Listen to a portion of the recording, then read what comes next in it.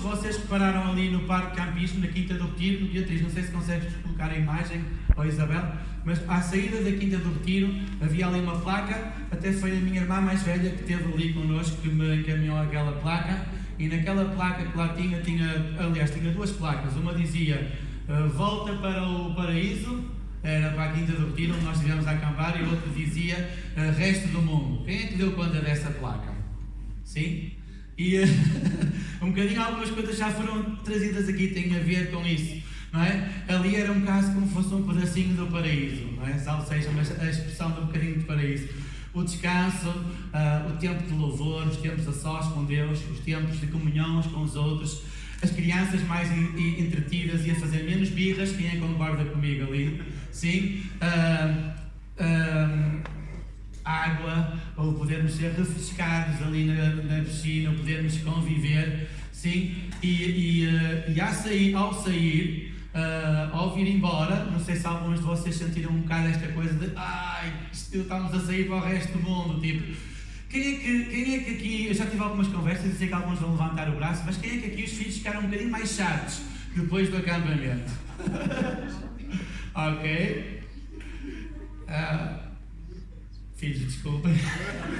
Quem é que aqui vocês próprios ficaram um bocado mais chatos? Vá lá, conheçam, um bocadinho cansados depois do acampamento. Não vou perguntar a maridos e mulheres, porque eu não quero descambar esta pregação. Um bocadinho os mais chatos. Pianos, ok? Mas há aquela coisa, não é? Há aquela sensação de, às vezes quase fizemos ali quase para um bocadinho de paraíso, tudo tão fantástico, e foi tudo muito fantástico, como estávamos a falar, e incrível. Mas desde já vos quero dizer que nós, igreja, nós não somos chamados para retiro, nós somos chamados para o mundo. Nós somos chamados para o resto do mundo. Sim, nós somos chamados para o resto do mundo. Nós somos chamados para ir para o mundo, para estar no mundo, sim. E posso também dizer que o acampamento não foi tudo um paraíso e um mar de rosas, sim. Se fosse tudo, se houvesse verdadeira revelação, o Rico não tinha dito que era 100% bom como tutor. Quando eu lhe fiz a pergunta, ele já tinha tido a revelação das capacidades deles, sim. Os adolescentes faziam menos barulho a partir das 11 da noite. Sim, nem tudo é perfeito. Nós, como igreja, somos chamados para brilhar no resto do mundo, sim. Tempos como estes são espetaculares e são bênçãos de Deus para a igreja, sim. Acampamento é uma bênção de Deus para a igreja de geração em geração. Encorajo-te a ir, mas nós somos chamados para o mundo e nós próprios, igreja, somos chamados para trazer um pouco daquilo que é o céu ao mundo. Faz sentido? Para ser um pouco desse paraíso ao mundo. Mas nós próprios também não somos um paraíso. Aliás, se fosse assim, o Paulo não tinha que escrever tantas cartas para tantas igrejas, certo? E ele escreveu para várias igrejas. O Paulo sabia que a igreja em si também, ela é chamada para o mundo, é chamada para refletir a glória de Deus, mas ela própria tem os seus problemas, ela própria tem as suas dificuldades e por isso Paulo enviou esta carta que nós tivemos a estudar no acampamento, Colossenses. E aqui vai o meu primeiro desafio. Só tem 4 capítulos, Colossenses, 4 capítulos, ok? E eu queria vos encorajar a todos, aos que tiveram e aos que não tiveram, a lerem a carta durante esta semana. A lerem a carta como resposta para aqueles que tiverem a relerem a carta. É uma carta pequena, como digo, tem apenas 4 capítulos. Na minha Bíblia tem apenas 1, 2, 3 páginas, ok? Isso é um bom compromisso. Voltarem a ler essa carta, não só por ler, mas ao ler a carta, pedir revelação fresca, ok? Tivemos a ouvir dessa carta, a receber dessa carta, a sermos encorajados por essa carta que Paulo envia, e ele envia exatamente por essas duas razões. Uma, porque sabe que a igreja não é o paraíso, tem as suas dificuldades, tem os seus problemas, e até esta igreja em Colosso, como o André teve a oportunidade de dizer durante a semana, até é uma carta ligeiramente diferente de outras, específica, mas e parecia estar a andar bem, mas havia coisas que era preciso resolver ali que Paulo envia, porque ele sabe que aquela igreja é chamada para brilhar no resto do mundo, e ao mesmo tempo ele sabe que são pessoas que estão no mundo e que por isso são influenciadas por aquilo que o mundo traz. Aliás, em Colossenses, uma das coisas que falámos logo na primeira sessão é que o propósito de Paulo a escrever a carta era para que as pessoas não fossem enganadas pelas ideias do mundo, vás e enganosas do mundo. Ele escreve isso ali logo no capítulo 2, creio eu, ainda no capítulo 1, para que, no versículo 3 do capítulo 2, ou não? 4, versículo 4 do capítulo 2, ele diz: eu digo isso para que ninguém vos engane com argumentos que só parecem convincentes, porque embora esteja fisicamente longe de vocês, em espírito estou presente e me alegro em ver como estão vivendo em ordem e como está firme a fé que vocês têm em Cristo. Mas o propósito de Paulo, havia ali muita coisa a acontecer naquela igreja, pessoas estavam a ser afetadas por todo o tipo de ideologias do mundo, como nós somos agora, e o Paulo queria certificar que a fé deles em Cristo estava firme.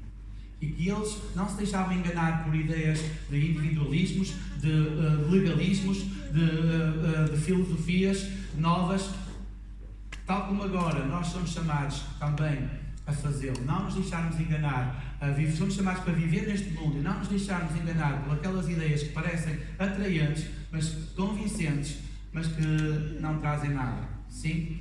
E esta carta, ela está dividida em 4 capítulos e eu vou só fazer um pequeno apanhado. Como digo, muito do que queria trazer também já foi falado aqui. Eu creio que ela se divide em 2 partes. Os primeiros 2 capítulos, Paulo vai ao essencial.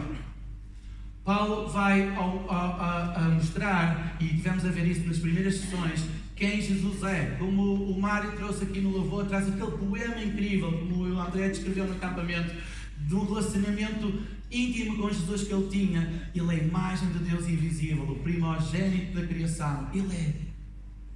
Todas as coisas foram feitas por intermédio dele, as coisas na terra, as coisas no céu. Nele vive toda a plenitude. Paulo não é só um poema teológico, como o André disse, é um poema que vem de quem conhece Cristo e quem ele é. E para nós isso é importante. E daí veio aquela frase também na primeira dia de que Cristo é... Aí não ouvi nada, a malta que esteve lá. Cristo é suficiente. Cristo é acima de tudo. Cristo é tudo. Não é só uma repetição vá, é crermos no nosso coração que isso é a realidade, que Ele é suficiente, que Ele é aquela água cristalina, pura. E Ele é o único que pode satisfazer a nossa sede, Ele é o único que nos dá alegria, Ele é o único que pode nos trazer vida e vida abundante. E Ele é suficiente, Ele está acima de todas as coisas. E Ele é tudo aquilo que nós precisamos. E Paulo traz isso naquele primeiro capítulo. Além disso, ele traz outra coisa que já foi trazida aqui também, que é quem nós somos em Cristo. Então os primeiros 2 capítulos são sobre quem Jesus é, e deleita-te nisso, porque o segredo está aí. Deleita-te diariamente nisso. Aquilo que a Jéssica trouxe também não é uma coisa só do acampamento, é algo que somos chamados para agora, quando estamos no mundo, quando as coisas nos cercam, para diariamente nos deleitarmos em quem Jesus é, e nos deleitarmos em quão suficiente Ele é, em quão acima de tudo Ele é, em quão tudo Ele é, mas também na posição que nós temos em Cristo, em quem nós somos em Cristo, que é outra coisa que Paulo faz ali no capítulo 1 e 2, que foi trazida também durante a semana pelo André, pelo Miguel, pelo Pedro. Somos ressuscitados com Cristo, somos nova criação. Estávamos nas trevas, Ele morreu, ressuscitou e nós somos nova criação. Nós temos uma vida nova. A nossa maneira de ser, nosso velho eu sempre fui assim, eu nasci assim, vou ser sempre assim. Lembra-me de uma novela brasileira antiga, Gabriela, olha que é a Gabriela, não? Acho que havia uma Gabriela no acampamento. Isso já não é quem nós somos. Quem conhece a música? Eu nasci assim, Gabriela, sim. Isso não pega. Isso não pega. E Paulo quer que aqueles cristãos que estão a viver no mundo saibam que eles são uma nova criação. Tu és uma nova criação em Cristo.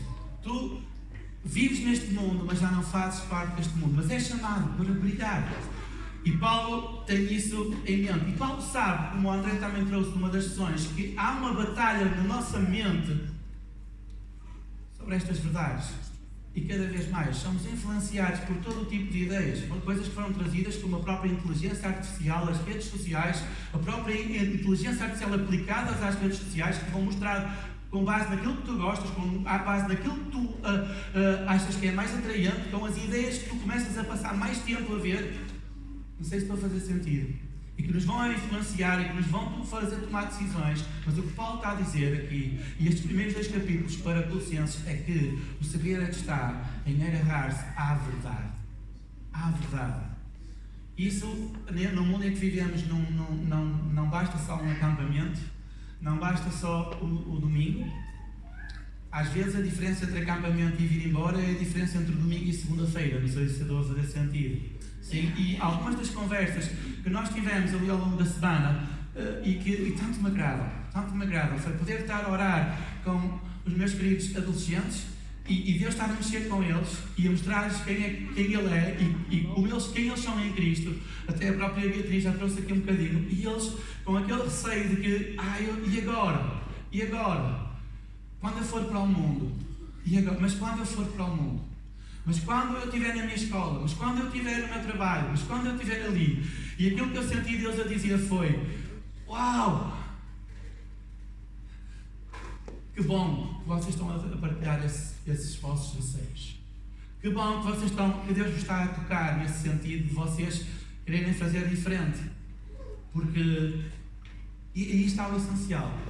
Deus tocar em quem Ele é e em quem tu és dele. Porque Ele não se limita a dizer: olha, tu precisas de mudar isto, ou eu sei que aquilo. Ele revela, Ele dá instruções, mas depois Ele capacita. Se tu te agarras a Ele de todo o coração, Ele vai te capacitar. Se Ele trouxe desafios no acampamento, tu sentes: eu agora estou a ir para o resto do mundo. Eu queria ficar mais 3 semanas no acampamento. Alguém queria ficar mais 3 semanas no acampamento? Eu não queria, porque eu queria tomar banho. Já estou a brincar,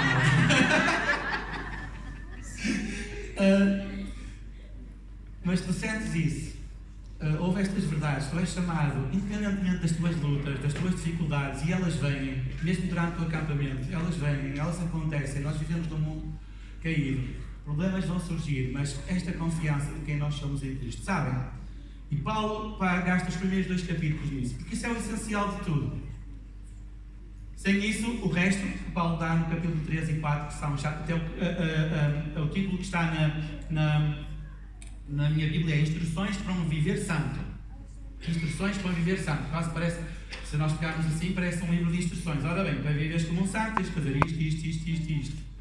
Não é isso que Paulo faz aqui nesta carta. Por isso é que ele gasta os 2 primeiros capítulos a explicar. E isto é muito importante. Estas instruções só vão ser instruções com vida se elas vierem com a revelação de quem Jesus é e quem tu és. Sim? E é essencial que nos, vez após vez, venhamos à palavra, ouçamos da palavra e deixemos que Jesus mexa em nós, mesmo quando estamos agora no mundo. E então eu vou ler só algumas coisas que Paulo dá como instruções, porque também há aqui uma verdade, que é, também os 2 primeiros capítulos, por si só, não funcionam sem os outros 2. Estas instruções são essenciais. Também não há esta coisa: eu tive tanta revelação, eu senti tanto, eu sei quem eu sou. Mas depois na prática continuas com algumas das práticas que estão aqui e que Paulo menciona. E na prática não estás a deixar que as coisas mudem. Sim? Então no capítulo 3 o Paulo diz: portanto, já que vocês ressuscitaram com Cristo, procurem as coisas que são do alto. Aqui está o segredo. Diariamente, procurem as coisas que estão no alto, onde Cristo está sentado à direita de Deus. Mantenham o pensamento nas coisas do alto e nas coisas terrenas. Sim, Litos, é fácil falar e no acampamento é mais fácil. Não há muito mais para fazer. No nosso dia-a-dia é bem mais difícil.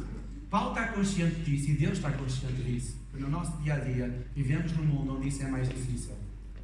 Mas vamos fazer por aqueles que estiveram no acampamento, por criar rotinas, entre aspas, não é bem rotinas, mas criar dinâmicas. O André falou em esforço. Esforcem-se para. Vamos fazer vamos avaliar algumas das coisas que Paulo diz aqui. Por exemplo, façam morrer tudo o que pertence a. Surgiram algumas que eu vou mencionar aqui, mas imoralidade sexual, impureza, paixão, desejos maus e ganância, que é a idolatria. Mas, por exemplo, senti no meu coração, quando depois partilhámos numa altura, da parte da tarde, com os nossos teen time jovens, o que ele diz depois: abandonem estas coisas: indignação, maldade, maldicência e linguagem indecente no falar. Parece quase como uma lista de regras, mas não é uma lista de regras, porque ele é uma lista que nos ajuda até a verificar no nosso coração. Será que tens tido algum problema com algumas destas coisas? Maldicência, indignação, ira, linguagem indecente no falar, ganância?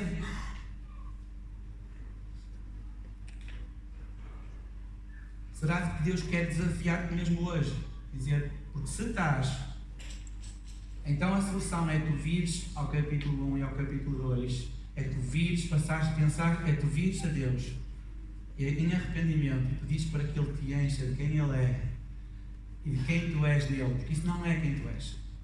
Não é quem tu és. Aquilo que nós somos chamados para ser, Paulo descreve no versículo 12 para a frente: portanto, como povo escolhido de Deus, santo e amado, revistam-se de profunda compaixão, bondade, humildade, mansidão e paciência.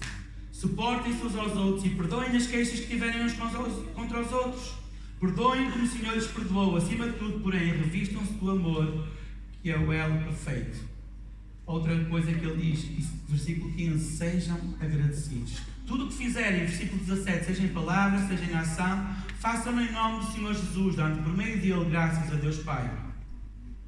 Dediquem-se à oração, estejam alertas e sejam agradecidos. Sejam sábios no procedimento para com os de fora. Aproveitem ao máximo todas as oportunidades.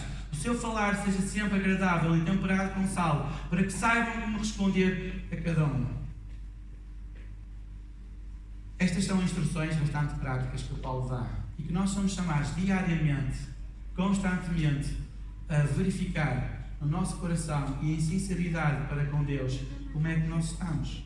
Então eu quero te incentivar durante esta semana, até ao voltar para o mundo, se estiveres no acampamento ou a continuar no mundo e seres chamado para brilhar à nossa volta, a leres, mas leres buscando a revelação e teres a humildade de dizer: Deus, revela-me aquilo que tu queres mudar, revela-me aquilo que tu queres trabalhar. Se eu tenho tido problemas com maldicência, ajuda-me. Se eu tenho tido problemas com linguagem ao falar, ajuda-me. E se for possível, até fala com alguém sobre estes assuntos, porque é outra das coisas incríveis no acampamento, é a possibilidade de podermos orar uns com os outros, de batalharmos uns com os outros, sabermos que somos falíveis e que caímos em tentação e que caímos em algumas destas coisas e que nem sempre vivemos desta forma. E Paulo sabia perfeitamente que isso acontece, mas somos chamados diariamente para sermos refrescados com a água limpa, como a Beatriz disse, e Ele nos ama. Ele nos ama com as nossas falhas, mas Ele não ama as nossas falhas. Ele ama-nos a nós. E Ele quer nos transformar à sua imagem e semelhança. E esse é o desafio. Deixa o teu cérebro encher-se das coisas do alto. Faz um esforço para que isso aconteça. Evita voltar, por exemplo, a coisas como o scroll rápido. Sim, não sei se aconteceu com alguns dos que estiveram no acampamento, o passar de tempo imenso na natureza para a influência das tecnologias. Pede ajuda, se é esse o caso. Sim. E se das coisas boas que foram trazidas ali, busca, passa tempo a sós com Deus. Passa tempo a ler da palavra. Estas são algumas coisas práticas que eu te posso dizer. Sim, Ele mostra e Ele traz a solução. Continuem agarrados à oração. Continuem agarrados à igreja. Também foi trazido durante a semana. Envolve-te na igreja. Envolve-te com os irmãos. Seja generoso. Busca. Estou quase a acabar.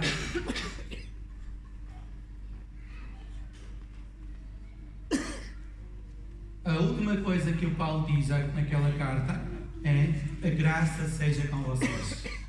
Sim, quase como tenho uma boa semana, Deus abençoe a graça, mas é importante. Todas estas instruções, todas estas coisas que Paulo diz, elas não são pela lei, ele sabe. Aliás, ele avisa várias das igrejas que não é pela lei, é pela graça. Nós temos um Deus que nos conhece, que sabe as nossas dificuldades, que sabe os nossos anseios, que sabe aquilo que o mundo consegue trazer e influenciar e que nos ama e pela graça nos quer ajudar, nos quer usar. Nós somos chamados para brilhar no mundo. Para terminar, em Filipenses, Paulo diz o seguinte: assim, meus amados, como sempre vocês obedeceram, não apenas na minha presença. Filipenses 2, versículo 12.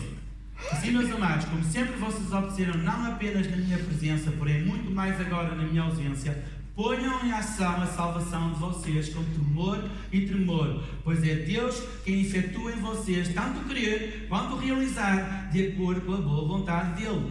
Façam tudo sem queixas nem discussões, para que venham a tornar-se puros e irrepreensíveis, filhos de Deus inculpáveis, no meio de uma geração, resto do mundo, corrompida e depravada, no qual vocês brilham como estrelas do universo, retendo firmemente a palavra da vida.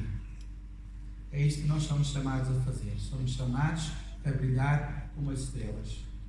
Dizem que as estrelas refletem a luz do sol e brilham. Nós somos chamados para refletir a luz de Jesus em nós e através de nós. E a única maneira que nós podemos fazer, não há outra maneira, é diariamente, constantemente, nós virarmos para aquele que é suficiente, que é acima de todas as coisas e que é tu. É nós virarmos diariamente a Ele e dizermos: vem me encher, ajuda-me nas minhas dificuldades. E irmãos, como igreja, somos chamados para brilharmos como estrelas no meio de uma geração corrompida. Sabem? A igreja não é o paraíso. Tem os seus problemas, mas como o Paulo também deixa bastante claro nas suas cartas, é o plano de Deus para a salvação da humanidade. É a igreja de Cristo, aquele que é suficiente, aquele que é acima de tudo, aquele que é tudo. A igreja de Cristo, nós somos o plano de Deus para a salvação da humanidade. Sim, temos os nossos problemas, sim, precisamos de ir a Ele, mas nós somos o corpo dele. Ele é a cabeça da igreja e nós somos o seu corpo. É através da sua igreja que ele revela a sua glória. Cristo em mim, esperança da glória. Cristo em nós, esperança da glória e luz para o mundo. Deus nos abençoe.